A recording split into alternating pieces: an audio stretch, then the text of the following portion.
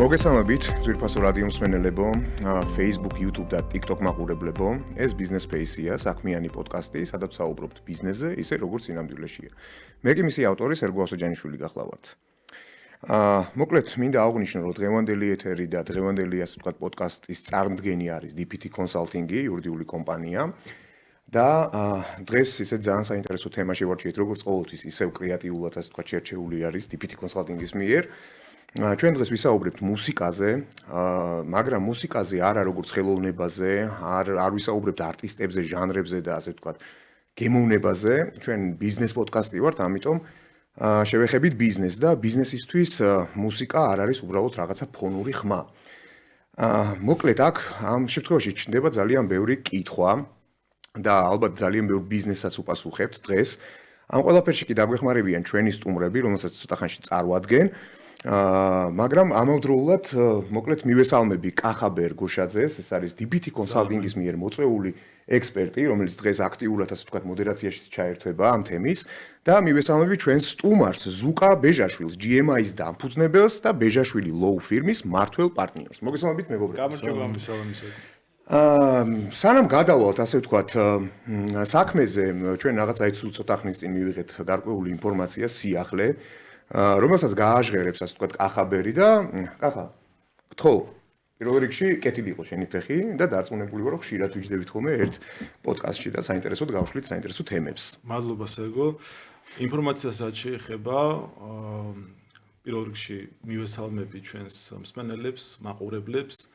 სიახლე რაც მინდათ გაცნობოთ არის ის რომ როგორც მოიხსენება ჩვენ მსმენელს და მაყურებელს არის კურსი მონაცემდაცვის შესახებ, რომელიც არის სახელმწიფოს მიერ აკრედიტებული კურსი, რომელიც ხორციელდება DPT Consulting-ისა და Loyalty Legal-ის ერთობლივი კოლაბორაციით.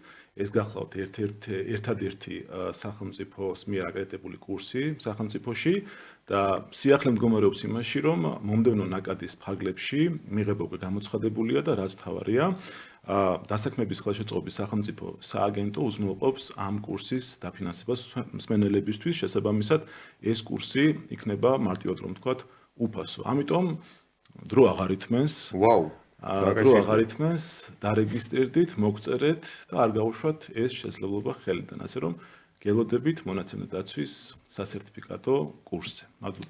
ახლა დარწმუნებული ვარ, რომ ეხლა ძალიან ბევრი გამოგეხმაურება და როგორ უნდა მოგმართონ, ანუ Facebook-ზე მოგწერონ თუ რამის არეგისტრაციო ფაილი უნდა შეიავსონ ამ შემთხვევაში. ამ ეტაპისთვის შეუძლიათ რომ Facebook-ზეც მოგწერონ, ასევე LinkedIn-ზეც შეუძლიათ რომ მოგწერონ და ეს არხები რო გამოიყენონ. ფანტასტიკური. კარგი, გადავიდეთ უკვე პრინციპში ჩვენ ძირითად თემაზე, მუსიკაზე. სხვათა შორის მინდა აღვნიშნო, რომ კახაბერის ბექგრაუნდი უკავშირდება მუსიკაზე, იმიტომ ასე ვთქვათ, ტყუილად არ არის დღეს.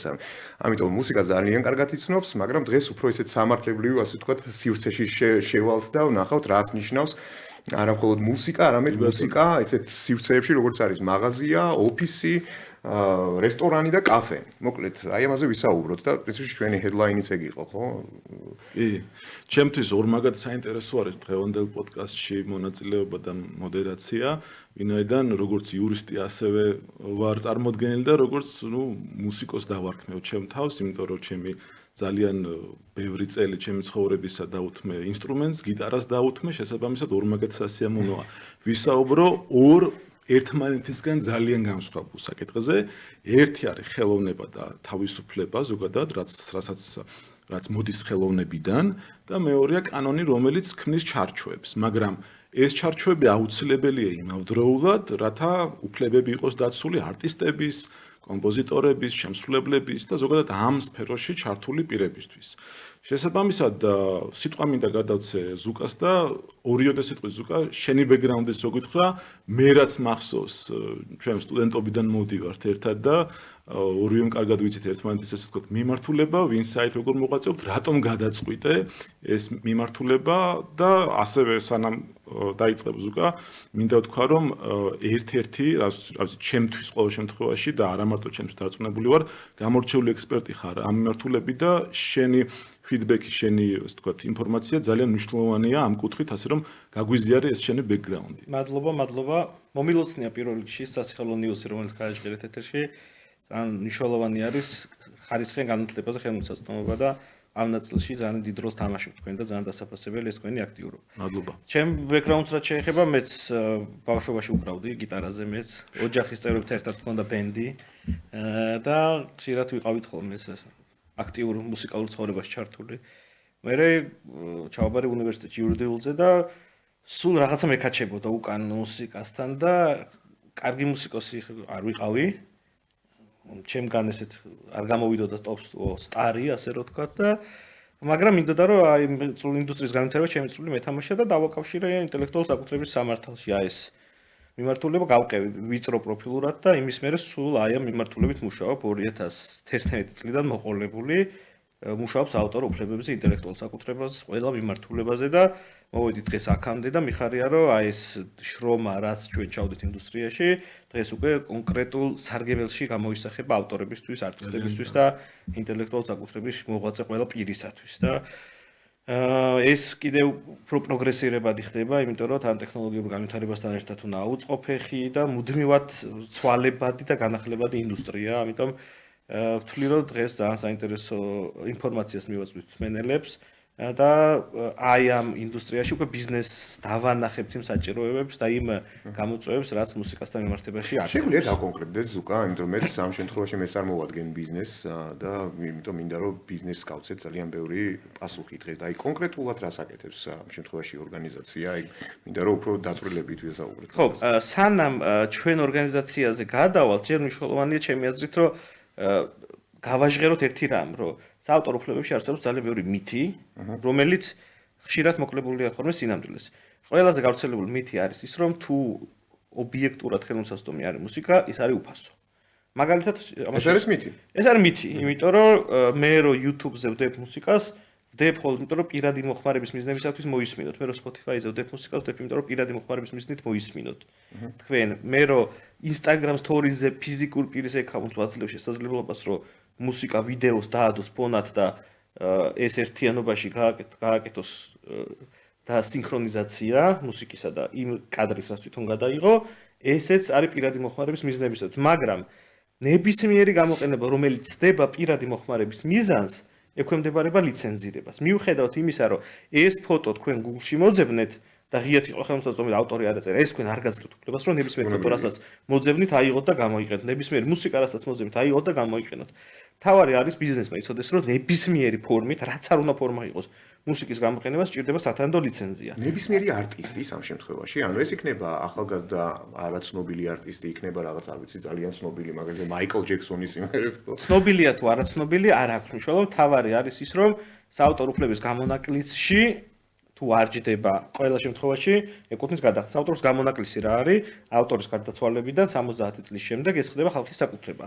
თუ ეს წესი და ასე რომ ვთქვათ, კვლავ ძალაში არის ავტორ უფლებები, მას ეკუთვნის ნებისმიერი ფორმით გამოყენების შემთხვევაში. ცნობილი, არაცნობილი, კარგი, ცუდი, ჟანრი რომელიც მოგწონს, ჟანრი რომელიც არ მოგწონს, არ აქვს მნიშვნელობა, ყველა გამოყენება სჭირდება სათანადო ლიცენზიის მიღება. მეორე შესაძლოა სასაცილოა ხოლმე ხშირად ბეთჰოვენი უნდათ რომ გამოიყენონ, მაგრამ საავტორ უფლებებთან ერთად არსებობს მომიჯნავე უფლებები და ორკესტრ, რომელმაც 2008 წელს ჩაწერა ეს ჩანაწერი კონკრეტულად, მას საკუთარ ჩანაწერზე აქვს მომიჯნავე უფლებები, ამიტომ ესეც დაცვადია, ამიტომ ერთი რო საავტორ უფლებით დაცული ნაწარმოები გამოვიყენეთ, საავტორ უფლებებიდან გათავისუფლებულია, მაგრამ ვისი ჩანაწერი გამოვიყენეთ, ეს ამ ჩანაწერის ჩაწერიდანაც გასული უნდა იყოს 70 წელი, ესეც უნდა გავითვალისწინოთ, ამიტომ თუ ამას არ გავითვალისწინებთ, რა ხდება ახლა თავიდანვე რომ ჩვენი მსმენელს მივაწოდოთ ინფორმაცია. ეს არის მოციკწიკე ბომბი ჯიბეში. იმიტომ რომ საავტორ უფლებების ერთი რო ზოგადად ხანდაზმულობს 10 წელი არის, მაგრამ მე შემიძლია რეაგირება მოვახდინო ამ ყველაფერზე, მას შემდეგ რაც მე შევიტყე. ან უნდა შემეტყო და იქიდან 3 წელი მაქვს რომ მიმართო სასამართლოს და ჩემი ჰონორარის მისაღებად. და ეს ჰონორარი შეიძლება იყოს კანონიერად გამოყენების შემთხვევაში, ჩემთვის მისაღები ჰონორარის მინიმუმ 10 მაგი ოდენობა. მინიმუმ 10 მაგი ოდენობა და თან კანონიერად გამოყენების შემთხვევაში მისაღები ჰონორარი ძალიან სუბიექტური არის.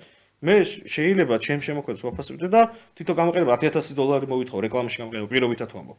და შენ დამწყე ბიზნესი რო ხარ და რო არიცი და შეცდომა შეგიყვანეს და სტორიზე დაგადებინეს მუსიკა და ეს რეკლამა არ არისო გეუბნებიან, ამ დროს შეიძლება შენ $10,000 ვიღაცა 100-ზე გაგიმრავლოს და $100,000 მოციქციკე ბომბით დადიხარ ჯიბეში, როცა ბიზნესი შეწყება საქართველოში? კი.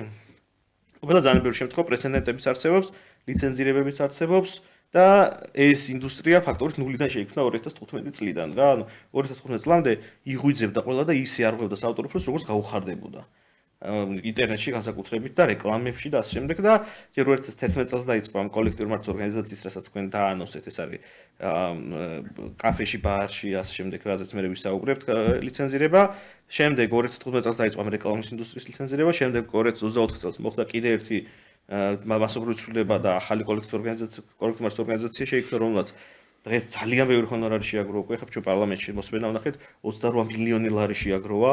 ხოლო და ამ ასე რომ ვთქვათ კოლექტიურ მართვის სფეროში რაც არის რესტორნები, ბარები, კაფეები და კერძო კოპირება, რასაც ვქვია, რომელიც ცოტა რთული არის, მაგრამ ნელა ალბათ გადავალთ მაღაზიაზე და ანუ ძალიან დიდი თანხა გენერირდება უკვე ხელოვანებისთვის და ბევრი ხელოვანისთვის საკუთარი შემოქმედება უკვე არის საკუთარი არსებობის წყაროც. და აღარ მნიშვნელოვანია რომ არტის, ავტორს, კომპოზიტორს არ უნდა უწევდეს საიმე სამსახურში მუშაობა, იმიტომ რომ ოჯახში ინახოს. იმიტომ იმას უნდა შეძლოს საკუთარი შემოქმედებით პროდუქტია მისი რეალურად. ეს არის მისი პროფესია და მას უნდა ქონდეს мотиваცია რომ ახალი მუსიკა დაწეროს და არა ის რომ პირობითად პოლიციები გაყიდოს. ანუ არც არ ვერჩი პოლიციებს, მაგრამ ანუ უბრალოდ პროფილი არ უნდა შეიცვალოს. რა მას უნდა მივცეთ ხელოვნებაში დარჩენის შესაძლებლობა. აი ზუსტად მაგ ნაწილში მინდა რომ ჩაგეკითხო ზუკა. ძალიან ხშირია და უჩვეულებრივი მოვლენაა. შევდივართ სადმე დაწესებულებაში იქნება ეს რაღაცა კაფე, რესტორანი ან რამე მოლი ან მაღაზია, სულ რაღაცა ფონად ისმის მუსიკა, რომ განწყობაზე პოზიტიურად იმოქმედოს ბუნებრივია, ხო? აი რა სამართლებრივად რა არის აქ გასათვალისწინებელი? ასევე ძალიან ხშირად არის ხოლმე მაგალითად, როდესაც მატჩები არის, სპორტული მატჩები, იქაც მუსიკა ისმის, რა ვიცი, მე რაც მახსენდება არის, როდესაც ფინალია ხოლმე ფეხბურთის ან ევროსი ან FIFA-ს ჩემპიონატის ფინალი, ყოველთვის გამარჯვებულს უკრავენ ხოლმე Queen-ის We Are The Champions, ხოლო გამოწერილია ხოლმე ეგ როგორც ესე ვთქვათ, აღნიშნვის ესე ვთქვათ ერთგვარი საშუალება, ხო, ვინც გაიმარჯვებს და ასევე მაგალითად ერთ-ერთი გამახსენდა ახლა სპონტანურად ერთი შემთხვევა იყო, როდესაც MMA-ს ჩვენმა ქართველმა ძალიან სახელოვანმა მებრძოლმა გამოიყენა ასევე ცნობილი ქართველი არტისტის ეს გახმაურებული დვანიშვილია, ხო? დვანიშვილია საუბარი გამოიყენა ნიკოლ შოუს ის ცნობილი სიმღერა, რაც ყველამ ვიცით, ხო? შესაბამისად, აი რომ მივყვეთ ესე რომ ჩავშალოთ სად რა არის გასათვალისწინებელი, ან საერთოდ თავშეყრის ადგილებში, მაღაზიებში, რესტორნებში განსხვავდება თუ არა ეს რეგულირება, აი რას გვეტყვი ამის შესახებ? ინტერესო კითხვა. პირველი უნდა დავიწყოთ იმით, რომ ბიზნესმა ყოველთვის უნდა იცოდეს, რომ თუ მოხმარება პირადი მოხმარების მიზანს ცდება და მუსიკა ხდება ბიზნესის ნაწილი, იქ აუცილებლად გჭირდება ლიცენზირება. მაგალითად, რესტორანში თუ რესტორანს თუ აქვს ამბიცია, რომ ეს არ არის ბიზნესის, მუსიკა არ არის ბიზნესის ნაწილი, მაშინ მუსიკა რო გათიშოს და ინახოს რამხელა განსხვავება მუსიკით რესტორანი და მუსიკის გარეშე რესტორანი, ხო? ანუ იგივე კაფე, სალონი, მაღაზია არ აქვს მნიშვნელობა სადაც. მუსიკა და მუსიკოსები, ანუ ბენდი როზის, ანუ აქ რა განსხვავებაა ამ შემთხვევაში? შინაარსობრივად ერთ და იგივე კანონის ენაზე ამას ქვია მუსიკალური ნაწარმოების საჯარო შესრულება და საჯარო შესრულება ტერმინი გულისხმობს ნებისმიერი ფორმით მუსიკის გაჟღერებას ობიექტზე. ცოცხალი მუსიკა იქნება, ეს ფლეშკით ჩართული იქნება, YouTube-ით ჩაზრდილი იქნება თუ Spotify subscribe რო გაქვს, იქიდან ჩართული იქნება. ანუ ამ შემთხვევაში ბენდი არაფერს არ არის. ტარიფში არის განსხვავება, მაგაზეც ვისაუბრებთ, მაგრამ პრინციპი არის მთავარი საჯარო შესრულებას აუცილებლად ჭირდება ლიცენზირება.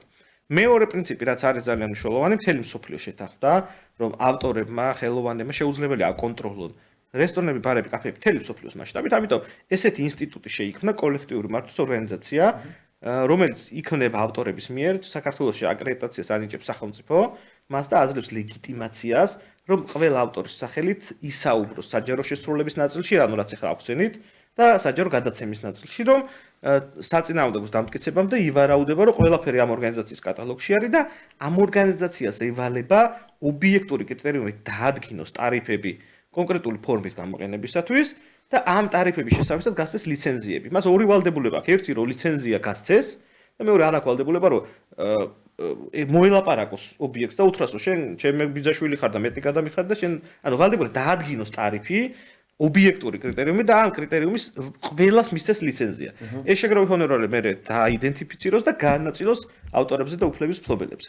ეხლა ეს როგორ მუშაობს? მაგალითად რესტორნებში არის კვადრატულობის მიხედვით. მარტივი ობიექტური მდგენელი რაზე მთელი მსოფლიო შეთანხმებული არის, რომ რაც მეტი კვადრატულ ობიექტზე არის რესტორანი განთავსებული, ესე იგი მეტად დიდია. ამიტომ სიტყვაზე ვამბობ 20 კვადრატულამდე არის X ტარიფი, 30 კვადრატული თუ არის X პლუს რაღაც ტარიფი და წინასწარ საიტზე არის გამოქვეყნებული, რომ შენ რო შეხვიდე ნებისმიერი ობიექტი, რესტორანი იქნება, კაფე ბარი, რომ განაკვეთები ტარიფები რომ მოძებნო და კონტროლ F-ით და ნახო რამდენი კვადრატი აქვს შენი რესტორანი თუ კაფე თუ მაღაზია განთავსებული, ნახავ რა ტარიფის გადახდა გიწევს. დაეკონტაქტები, აიღებ ლიცენზიას. არ დაეკონტაქტები, ადრე თუ გვიან მოგაკითხავენ. აღმოაჩენენ და როგორც ვინ მიაკითხავს? კოლექტიური მართვის ორგანიზაცია საქართველოს ესეთი აკრედიტებული ორგანიზაცია არის IPOA, IPO-ას ეძახიან ინტელექტუალური საკუთრების მფლობელთა ასოციაცია, რომელიც არის ერთ-ერთი აკრედიტებული ორგანიზაცია ყველა სეგმენტში და ეს ორგანიზაცია ყავს მონიტორინგის სამსახური, რომელიც ადის და არალიცენზიურულ ობიექტებს აიდენტიფიცირებს. შემდეგ უგზავნის წერილს და კანონი ესე ამბობს, რომ როცა დარღვევა აღმოჩნდება, უნდა მიმართოს და მისცეს 2 კვირის ვადა, რომ დაალიცენზიროს. ამ შემთხვევაში დარღვევა სახეზე არის და ლიცენზირდება 10%-იანი ფასნამატით. ანუ თუ შენ ჯდები 500 ლარიან ტარიფში, 500 ლარს პლუს 10% უნდა გადაიხადო და თუ 2 კვირის ვადაში შენ ლიცენზიას არ აიღებ მომართვიდან, უკვე მე ის 10 მაგი ოდენობა, რაზეც ვისაუბრეთ, თქო, თან მინიმუმ 10 მაგი არის. დარღვევის სიმძიმის და მასშტაბიდან გამომდინარე, 10 მაგი შეიძლება 15 მაგი გახდეს, შეიძლება 20 მაგი, მაქსიმალური ზღვარი განსასრული არ არის.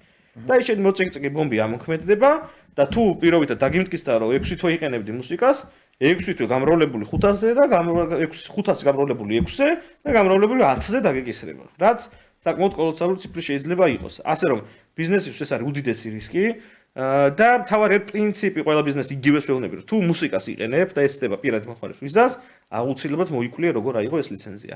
განსხვავებული ინფორმირებულია, ეხლა ძალიან ესეც საკითხი შეეხეთ, ხო? ანუ მოდის ადამიანი ამოწმებს მონიტორინგს აკეთებს, ხო? და ჯარიმას აკისრებს. ანუ რეალურად ხო, ანუ 10%-იანი ნამატით ჯარიმას აკისრებს და ანუ ინფორმაცია მიაწოდა ვინმე, ანუ არსებობს ამ ინფორმაციული კანონი ეს თავს ამბობს, რომ არავის არ აქვს ვალდებულება რომ მაინცამით ან ყველამდე მიტანს ინფორმაცია მუდმივად ვრცელდება და კანონის არ ცოდნა არათავისუფლებს მოსარგებლეს სანქციისაგან, რაც ახლავს ავტორ უფლების დარღვევას. ანუ ის რომ არ ვცოდე ზოგადად ითვლება რომ ფრთხილების გარეშე ბიზნესი როცა ხარ ორგანიზებული წარმონაქმნი, ყავს დირექტორი, ყავს ბუღალტერი, ყავს იურისტი და მათი ვალდებულება არის რომ ჩაგაყენონ ამ შესახებ საქმის კურსში. ის რომ ეხლა პირობითად საავტორ უფლებები არ ისწავლება, ეს სიღრმისეულად შეიძლება დღეს ეს სხვა საკითხი პრობლემა შეიძლება იყოს, მაგრამ ის რომ ორგანიზებული წარმონაქმნი ბიზნესი არის, ბიზნესს აუცილებლად ყავს იურისტი, კონსულტანტი მინიმუმ, რომელსაც ეს რაღაცა უნდა გირჩევს. ეს არის ბიზნესის პასუხისმგებლობა, ასე რომ ვთქვა და არ ცოდნით ვერ გავათავისუფლოთ ბიზნესს ამ პასუხისმგებლობისაგან. ერთი საკითხი რაც მაინც რო გავაგრძელოთ ეს თემა, რაც კითხე. ხო, აი და გადავიდე სტადიონზე და მე და დიდ თავშეყრის ადგილებზე. ხო. ანუ ჩვენ ვამბობთ რომ საჯარო შესრულება შეიძლება კოლექტურაც ორგანიზაციის მიერ. შესაბამისად სტადიონებიც არის საჯარო შესრულება.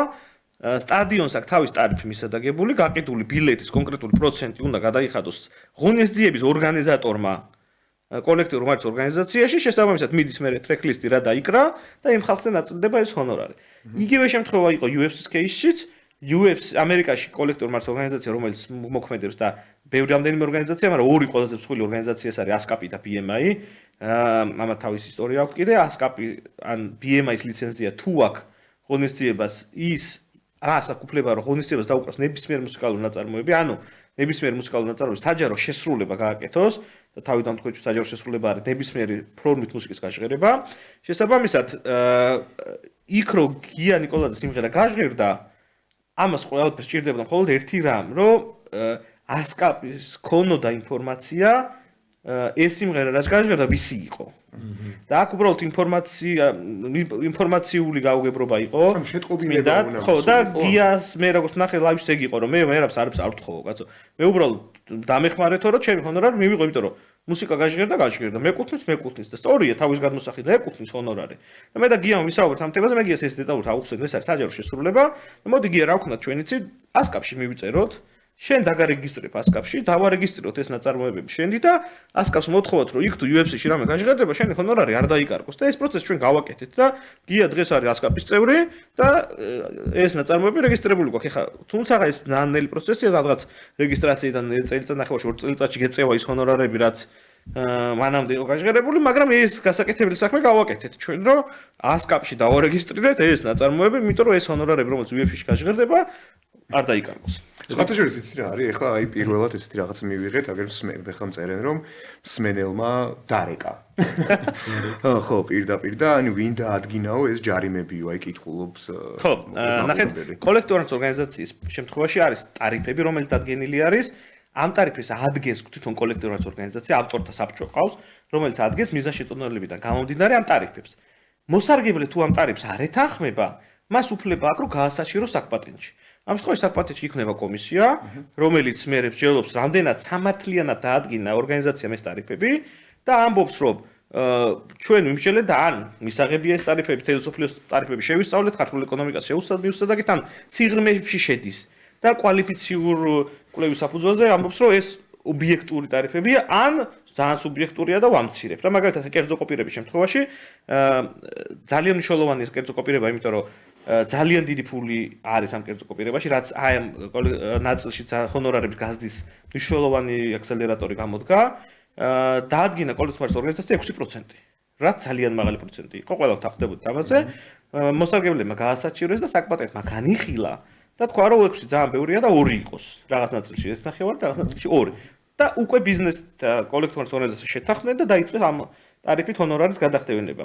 და თუ მოსარგებლე კვლავ არ ეთანხმება ამ გადაწყვეტილებას, მას უფლება აქვს სასამართლოშიც გაასაჩიროს ეს ტარიფი. ოღონდ ნიუანსი ის არის, რომ საკპატენტის გადაწყვეტილება გასაჩივრებულ სასამართლოში სავალდებულოა უკვე შესასრულებლად. გასაგებია. და თუ სასამართლოს მოუგები და ორის მაგეროს პირობით 1%-ამდე დააწევინებს სასამართლოს, მერე უნდა მოხდეს ამის კალკულაცია, მაგრამ სასამართლოში საკპატენტის გადაწყვეტილების გასაჩივრება არ გიჩერებს ჰონორარის გადახდის ვალდებულებას. გასაგებია. საკმაოდ საინტერესო ნიუანსებია. აი მართლაც კვადრატულობა ან გაყიდული ბილეთები ჩემთვისაც მსიახლეა. ტელევიზიების შემთხვევაში საჯარო გადაცემის ჰონორარი ხდება ბიუჯეტზე მიბმულად, მაგალითად ბიუჯეტის 1% პირობითად. ანუ ტარიფიკაცია ყველა სეგმენტს სხვა. ყველა სეგმენტს თავზე, ყველა მოცემულობა არის, ყველა თავხდებით რომ უნდა იყოს ობიექტური კრიტერიუმი, არ უნდა იყოს მუსიკაზე მიბმული. იმიტომ რომ ხა ერთ მუსიკას 10 მუსიკა ან მუსიკაზე არ უნდა იყოს. უნდა იყოს ობიექტური კრიტერიუმი. მუსიკაზე ვერც მიალო. ხო, შესაბამისად, თუ დიდი ტელევიზია 1% ბევრი გამოდის, პატარა ტელევიზია 1% ცოტა გამოდის. და სამართლიანი არის შემოსავალზე, რადიოებიც სიხდიან ამ ჰონორარს მათ შორის, შემოსავალზე მიბმული. შემოსავლის რაღაც პროცენტი. და აქ ერთადერთი რაც ობიექტურად შემოტანილია და ძალიან კარგია, დგინდება მუსიკის გამოყენების წილი.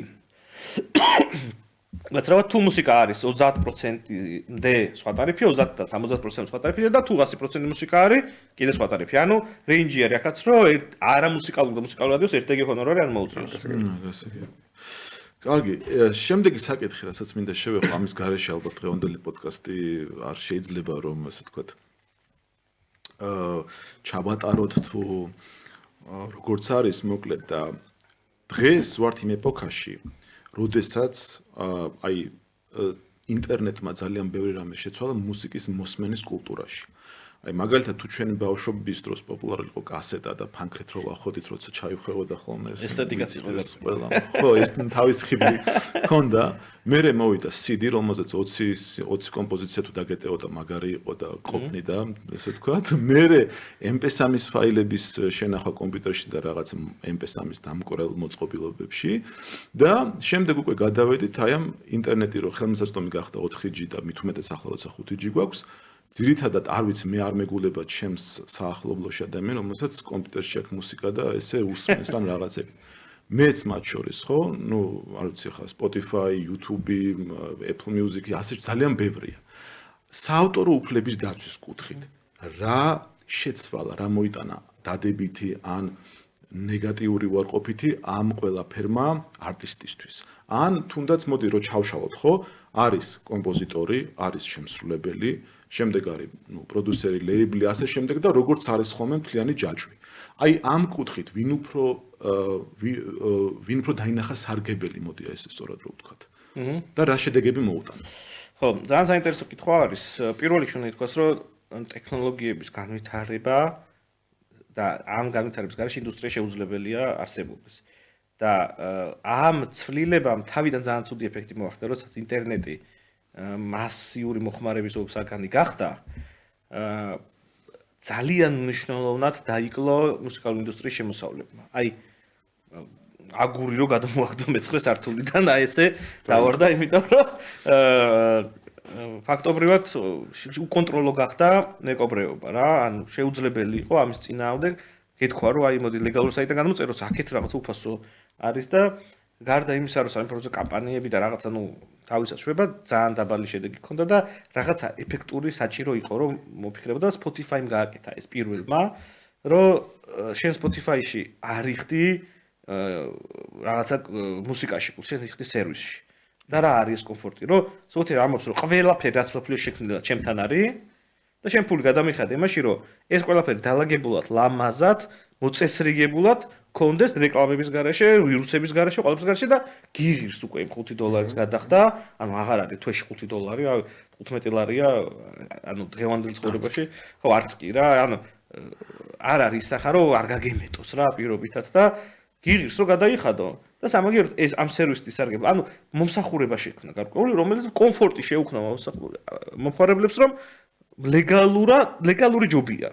განა იმიტომ რომ იქაც არის, მაგრამ ეს ჯობია, ყველაფერი აქ არის, ჩემ გემოვნებას სწავლობს ხელოვნური ინტელექტი ჩაშენებული და მე რაც მომწონს მე რაც მომწონს მაიდენტიფიცირებს და ისეთ რაღაცებს ხო და ჩემზე მორგებულია რა და მანქანაში ჩავჯდები, მანქანაში დაიკვრება ყურსასმენებში ყველა მოწყობილობაში თავსებად და ტელევიზორში მინდა ტელევიზორში გავუშვა, ანუ კომფორტი არის და ამან გადაარჩინა მუსიკალური ინდუსტრია, თორე აი ეს აგური ძირსო დაცემულიყო. ძალიან ბევრი ადამიანი დაზარალდებოდა. გზაში მე-6 სართულს დაიჭირა Spotify-მ და გადაარჩინა და დაიწყო იმის მერე აღმასვლა. რეალურად ამით ყველაზე მეტად იხეირეს, მე რაც არ მომწონს არის ის, რომ ავტორების ინტერესები ძალიან ამ სტრიმინგ პლატფორმებზე უკანა პლანზე არის, ყველაზე მეტად იხეირეს არტისტებმა და ლეიბლებმა ამ ნაწილში, იმიტომ რომ Spotify-ში შემოსავლის 55-60% მიდის არტისტებთან.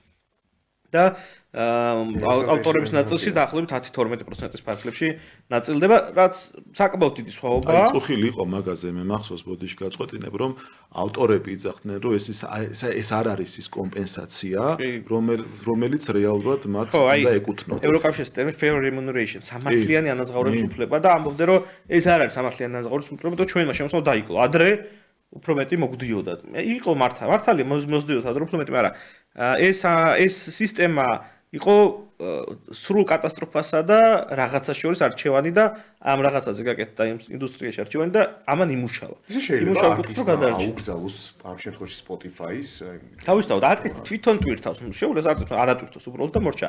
Spotify-ს ეგ პლუსია, აი განსხვავებით YouTube-სა და Spotify-ის შორის, YouTube არის user generated platform. ანუ ყველა შეუძლია დარეგისტრირდეს, რაც უნდა ატვირთოს. Spotify-ზე მე და თქვენ ვერ ავტვირთოთ ეს სახლიდან. უჭირდება ლეიბლი, რომელიცაც კონტრაქტი აქვს დადებული Spotify-ისთან და რომელიც იღებს პასუხისმგებლობას, რასაც ტვირთავს თვითონ არის უფლების მფლობელი. ანუ ესე მე ვერ ავტვირთავ Queen-ის სიმღერებს Spotify-ზე. უნდა Queen-მა ატვირთოს და Queen-ის ლეიბლმა ატვირთოს. და ეგ არის Spotify რა დახურული პლატფორმა და მხოლოდ ავტორიზებული, ლიცენზირებული ამ ტვირთველებიდან ხდება მუსიკა იქ და Queen-ის ვერ ატვირთავს სამწუხაროდ.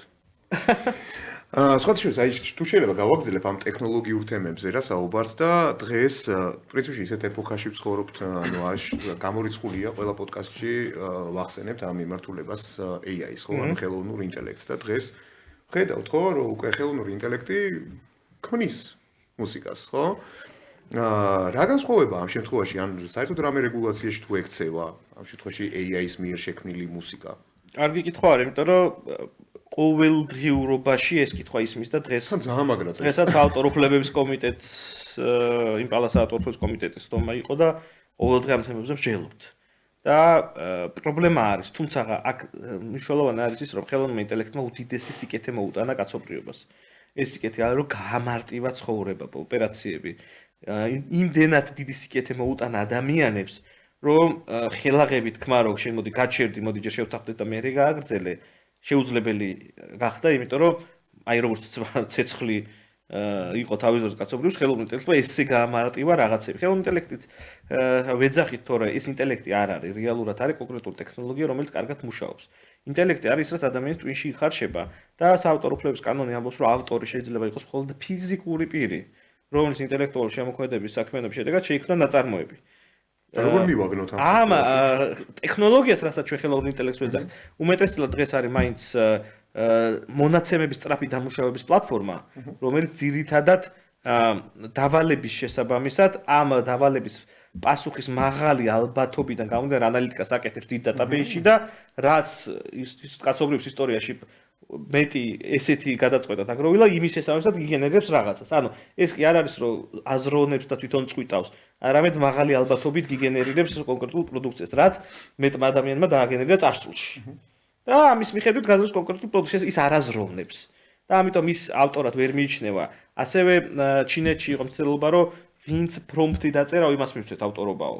რაც მაგრამ პრომპტიცაც ხელუნიტელს აწერინებენ. პრომპტი როგორც ნოტების ალტერნატივა, ანუ ესე ფიქრობენ. აი რა მაგალითად მე ვარ კომპოზიტორი, მე მოვიწვიე არანჟირების ავტორი, მოვიწვიე სტუდიაში ყველას და ვეუბნები რომ შენ აიღე დოდან დაიწყე, ეს რიტმა დამიკარგე, ანუ უკან ნახე და ყველაფერი მე გავაკეთე, მაგრამ ვიაზროვნე. და ესეთი არგუმენტია, რომ მეც პრომპტი დავწერე, მეც ვიაზროვნე. რეალურად პრომპტი მაინც არ გაძლევს იმ დიდ თავისუფლებას, იმიტომ რომ დიდწილად AI წვიტავს, მაინც რა გიგენერიროს. შენ გავლენა არ გაქვს ამასთან დაკავშირებით და ეს პრომპტიც სადაო არ არის რა, ანუ ესე რომ თქვა. კი, ჰარმონიულად ბოლომდე რა თქმა უნდა, როგორც ადამიანი კომპოზიციის დროს აკეთებს, ისე რა თქმა უნდა. ამიტომ ეს ჯერ ძალიან ღია თემა არის, ამასთან დაკავშირებით გადაჭრით რომ ეს ესია, ვერავინ ვერ გეტყვის, მეც ვერ გეტყვით მაგრამ. ანუ მე ჩემ კაფეში მარტო AI-ის მიერ შექმნილ მუსიკას ვთავ, გამართლება არ არის. ხო, ნახეთ, ეხლა დავაკავშიროთ ეს ყველაფერი ბიზნესთან. AI-ის მიერ შექმნილი მუსიკას ავტორ უფლები დაცვადი არ არის. შესაბამისად, საავტორ უფლებები თუ არ ცელდება მასზე, საავტორ ჰონორასაც ვერ მოვითხოვ. ლოგიკურია, ხო? ერთი ნიუანსი რა არის? ეხლა ნახეთ. თქვენ რომ ერთი თვის განმავლობაში ერთი მუსიკალური ნაწარმოები ჩაერთოთ YouTube-დან და მეორე შემთხვევაში ყოველდღე გაუჩერებლად რომ მუსიკა იგივე და იგივე ტარიფს იხდით. იმიტომ რომ ერთი მუსიკა გაჟღერდებოდ მილიონი არავინ არ გითვლით. ერთი მუსიკა რა კვადრატულობაზეა მიმული. პლეილისტი მაქვს. გავიგე. მივალ მაგას უბრალოდ ასე ვამბობ, რომ რო გაგეპაროთ და ერთიც კი უკვე იხდით, მაგრამ ესეთი ტერმინი არსებობს mandatory collective license, რაც ნიშნავს რომ აუცილებლად კოლექტურული ორგანიზაციის მიერ უნდა იქნას დალიცენზირებული. ამათ შორის ხდება მათ შორის ფონოგრამა.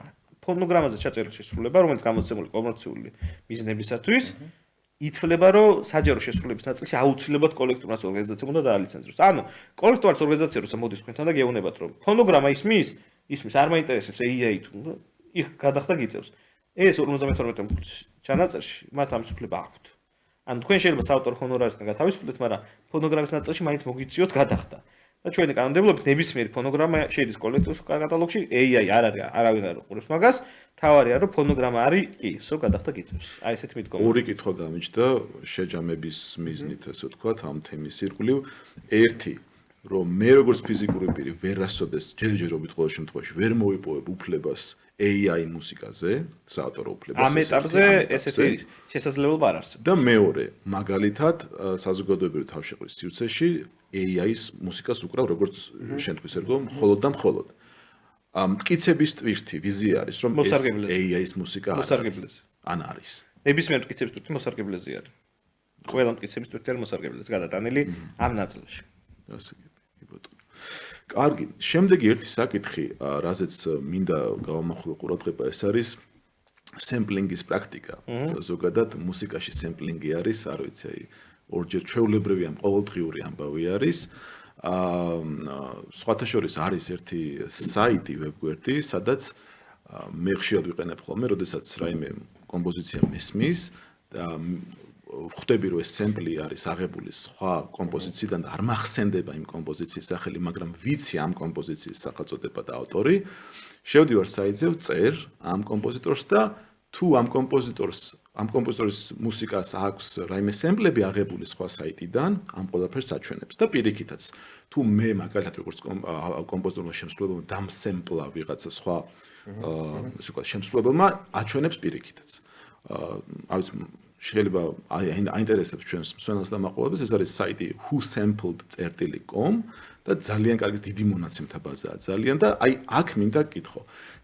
სემპლინგის შემთხვევაში საავტორო უფლებები და ზოგადად ჰონორარის ან ჯარიმის სანქცირების მექანიზმი როგორი, იმიტომ რომ ჩვენ რამდენიმე საერთაშორისო გახმაურებული кейსი გვაქვს, აი რამდენიმე შემიძლია მოგიყვანო, მაგალითად ეს არის Coldplay-ის შემთხვევა, როდესაც 2008 წელს გამოუშვა კომპოზიცია Viva la Vida, ძალიან ცნობილი კომპოზიციაა და შემდეგ ამ კომპოზიციაში გამოყენებული მელოდიური თანმიმდევრობის გამო უჩივლა ერთ-ერთმა ძალიან ცნობილმა, საქართველოში არც თუ ისე ცნობილმა, მაგრამ მაინც ცნობილმა ვირტუოზმა გიტარისტმა ჯო სატრიანი. ვინაიდან ეს ხმოვანება, ეს მელოდიური თანწყობა ემთხვეოდა მის კომპოზიციას, რომელიც 2004 წელს ჰქონდა დაწერილი, თუმცა მხოლოდ სოლო გიტარაზე. შემდეგ მორიგება მოხდა მათ შორის და ჰონორარზე არც ერთმა მხარემ კომენტარი აღარ გააკეთა 2008 წლის შემდეგ არაფერზე საერთოდ. თუმცა მეორე მხრივ გვაქვს მარვინ გეის ოჯახის кейსი, რომელიც რობინ თიქს და ფარელ ვილიამსის სიმღერასთან დაკავშირებით იყო, Blurred Lines რო არის სიმღერა, მთელი რითმიკა ემთხვეოდა სწორედ იმ მარვინ გეის კომპოზიციას. აქ თუ არ ვცდები ჯარიმა იყო $5 მილიონ დოლარზე მეტი კომპენსაცია თუ სწორი ტერმინოლოგიით გვინდა ვისაუბროთ, ხო? და ამ შემთხვევაში, თუნდაც აი როგორია საერთაშორისო დონეზე, მაგალითად ქართველი თუ ვინმე დასემპლა უცხოელმა, ან რომელი, ესე ვთქვათ, სამართლებრივად განსჯადობა, რომელი ქვეყნის სამართალი უნდა იყოს გამოყენებული, ჩვენ რას ვართ მიერთებული და ჩვენი არტისტი როგორ არის დაცული ამ კუთხით, თუ მაგალითად ჩვენი კომპოზიცია იქნება გამოყენებული, იმიტომ რომ აი აჭარული განდაგანა გამახსენდა, ეხა ფრანგმა მომღერალმა არ მახსოვს. ხო, კი ბატონო, რო გამოიყენა, ააწყო, ქავერი გააკეთა, სემპლიც არ არის. აი ამ შემთხვევაში როგორ ხდება? ქავერების შემთხვევაში, სემპლის შემთხვევაში, ან შემდეგ რის მიხედვით გამოიანგარიშება ეს ზიანის ანაზღაურება, ხო ეს კომპენსაციის სახით, აი ამაზე რო გავშალოთ ეს თემა. თავარი პრინციპი, რაც უნდა გვახსოვდეს, არის ის, რომ სვის ინტელექტუალური საკუთრების გამოყენება სჭირდება ლიცენზირება და მივიდივართ ისე ვიქ, რომ ძალიან ბევრი მითი არის ამ ინდუსტრიაში. ამ სემპლინგში და ქავერინგშიც არის მითები, ბევრი. ეს მითი არის ის, რომ 10 წამამდე თუ გამოვიყენებ, პრობლემა არ არის, 7 წამამდე. ანუ არაფერი ეგეთი დადგენილი სტანდარტი არის, არსებობს პრინციპი, რომ სვის ინტელექტუალურ საკუთრებას იყენებ, მთლიანად ნაწილს, ყველა შემთხვევაში გჭირდება ლიცენზირება. საავტორო უფლებები ამბობს, რომ ლიცენზია მხოლოდ არის წერილობით ფორმით გაცემული ლიცენზია, რომელიც კონკრეტული გამოყენების ფარგლებში გაძლევს ნებართვას. გავაკეთეთ სემპლინგი, გაქვს წერილობით ნებართვა ორიგინალური ავტორისგან? არა, всё დარღვევა. ან ძალიან მარტივი არის რა. წერილობით ლიცენზია ხელში გვიჭირავს? არა, დარღვევა არის. მიუხედავად იმისა, 4 წამი გამოიყენე, 20 წამი, თავარი სიმღერა იდენტიფიცირდება? კი, სიმპლის მუღამიც ეგ არის, როგორც წაგიყვანოს იმ სიმღერასთან და უცბად გაგაღვიოს ის ცნობილი მელოდია და მე უცბად სხვაგან წაგიყვანოს. გადაგამგენ. ანუ როგორც კი ვაიდენტიფიცირებს სიმღერას, უკვე დარღვევა არის. და ამას ჭირდება ლიცენზირება. ეხლა მივდივართ ერთ კოლექტიურ მართვის ორგანიზაციებზე ვილაპარაკეთ, მაგრამ კოლექტიურ მართვის ორგანიზაციების კომპეტენციის მიღმა არის ძალიან დიდი ინდივიდუალური მართვა. ინდივიდუალური მართვა რას ნიშნავს? მაგალითად, ჩვენი კომპანია ინდივიდუალურ მართვაში ვართ, რომ ნებისმიერ ფორმით ლიცენზირებას, რაც კოლექტიურ მართვის ორგანიზაციის მიღმა არის, ვახორციელებთ ჩვენ.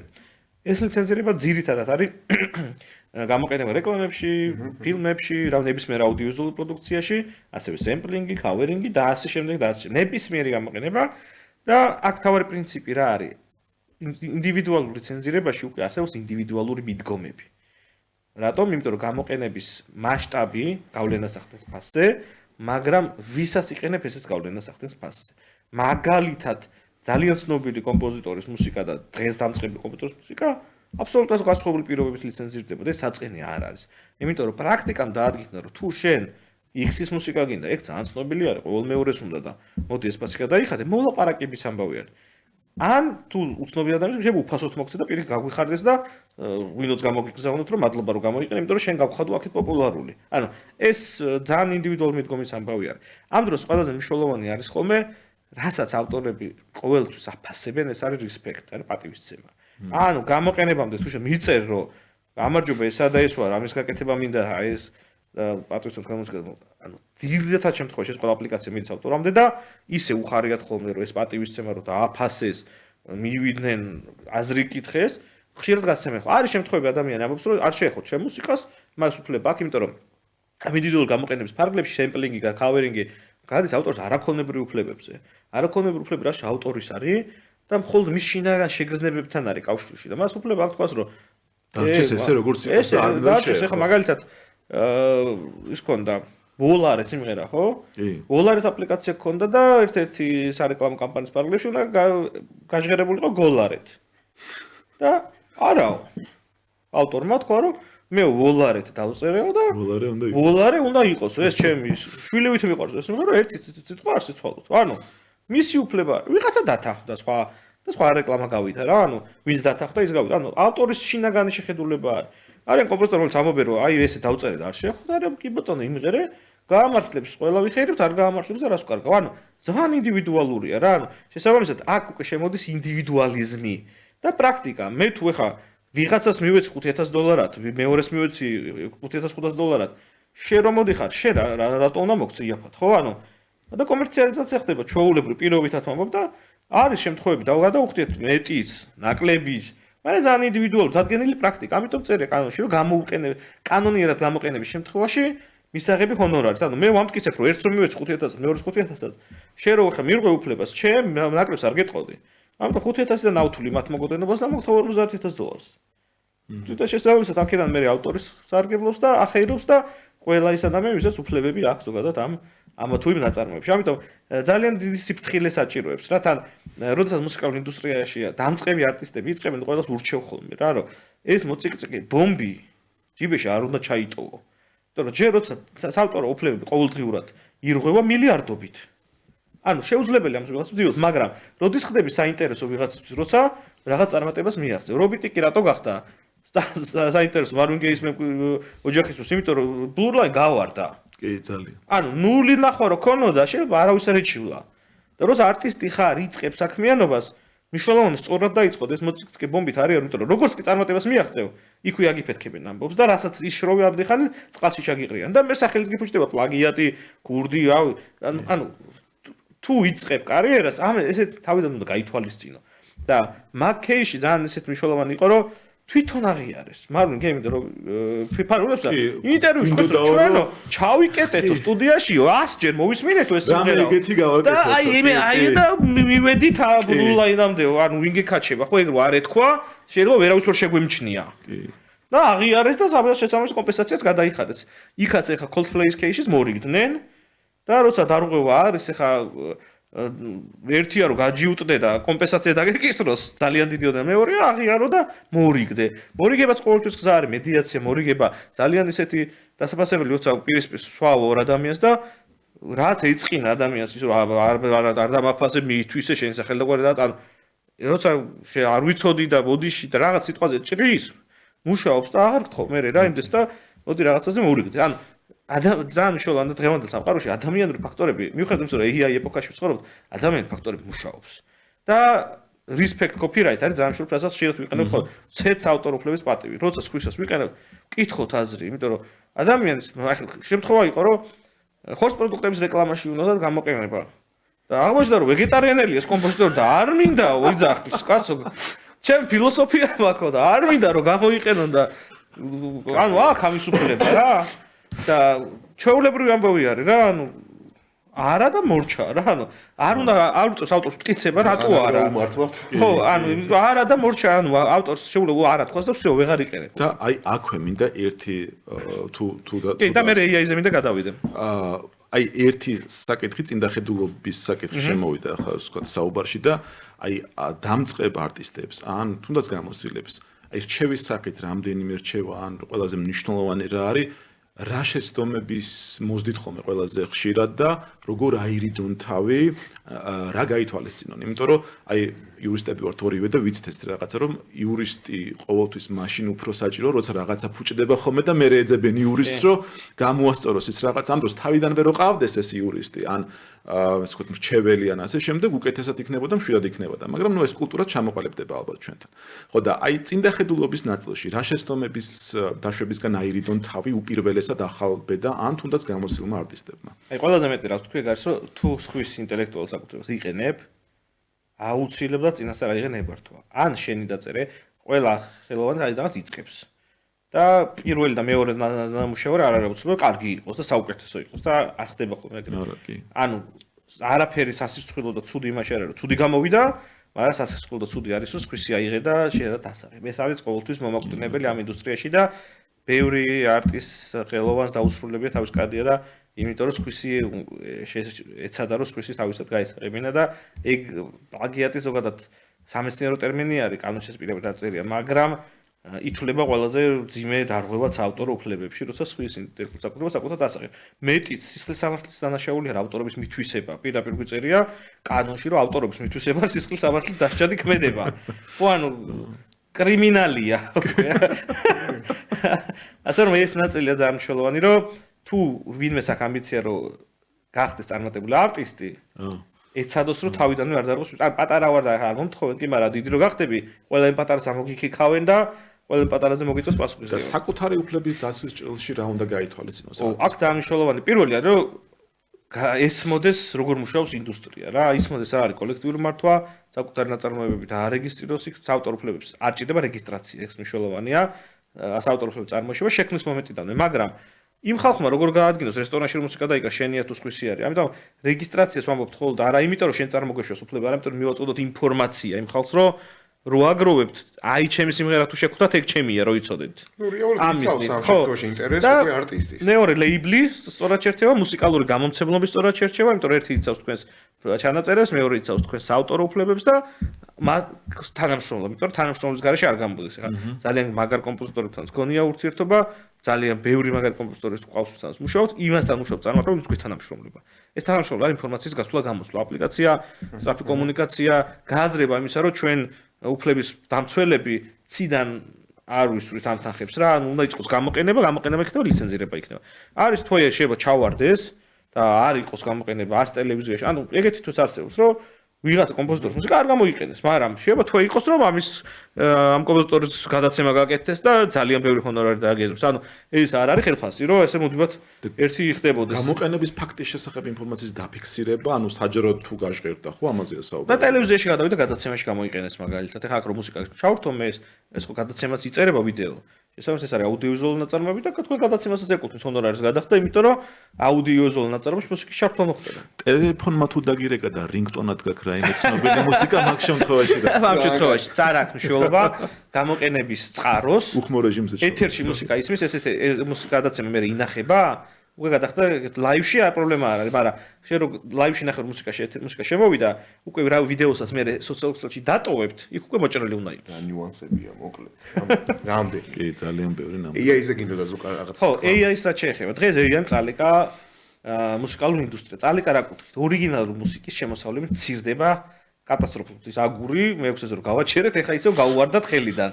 ანუ Spotify-ის მოდელი ხო არის ეს, რომ მაგალითად AI შეიძლება აგურსაც შევატარო. ეს Spotify-ის მოდელი არის, რომ მაგალითად გადაიხადა ყველა subscriber-მა ერთდროულად 5 მილიონი ლარი. ამ 5 მილიონი ლარი და თავის წილს იტოვებს Spotify, თავის წილს ავტორებს და 55% ნაწილდება არტისტებზე. და ეს ნაწილდება pro-rate share-ით. ანუ ვისი მეტი დაისტრიმა იმის. შესაბამისად, დღეს რო დასტრიმული მუსიკის 44% AI არის. 44% შემცირდა ორიგინალური მუსიკის, იმიტომ რომ ძალიან მაგარია მართლა. ხო, 44% არის დღეს შემცირებული ორიგინალური მუსიკის ჰონორარი. ციფრული მოსმენების. ყოველ თვე 2 მილიონი ტრეკი იტვირთება სტრიმინგ პლატფორმებზე AI-ს გენერირებული. რამდენი? 2 მილიონი. დღეში დაახლოებით 75,000 სიმღერა იტვირთება AI-ს გენერირებული. წარმოგიდგენია ეს. ამიტომ 2 მილიონი სიმღერა რო შეიქმნა. AI-ს რეგულაცია ერთის მხრივ მნიშვნელოვანი არის იმიტომაც, რომ ორიგინალური ნაწარმოები დავიცვათ.